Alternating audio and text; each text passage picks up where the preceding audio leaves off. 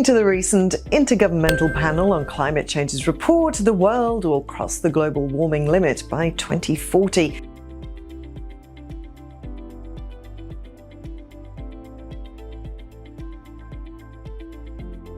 If corrective measures are not put into place.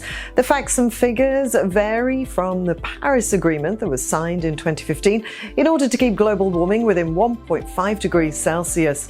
So in order to curb greenhouse emissions, countries are employing various policies to transform their economies from fossil fuel-based economies into green energy-based economies.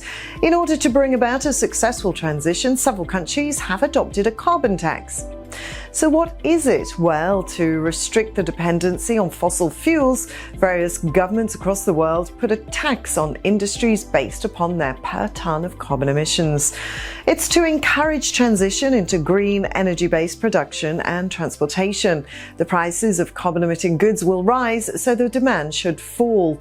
Around 27 countries have implemented a carbon tax. These include Argentina, China, Chile, Canada, the UK, the Ukraine, Norway, Singapore, New Zealand, South Africa, Sweden, Mexico, and others.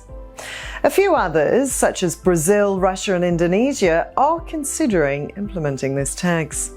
The blanket implementation of the carbon tax may hurt the poorer sections of society. Even if the tax is progressive, there could be welfare loss as commodities become more expensive, shrinking their consumer baskets. Secondly, if governments implement carbon tax, they'll need to levy high taxes to curb the emissions to the extent that it's needed to keep global warming within limits. Several governments may not implement carbon tax due to political and business reasons. As a result, the demand for the renewable sector may rise. However, the deinvestment in the fossil fuel industry might not take place immediately, causing a mismatch in demand-supply. This mismatch and other disruptions will be in the short run though, but the magnitude of these disruptions will lay the future of the economy. It's important to note that carbon tax is not targeted at emissions such as methane. Additionally, it is very hard to measure carbon emissions from things such as deforestation and waste management, so it might be a little bit more complicated than it actually seems. Let us know in the comments what you think.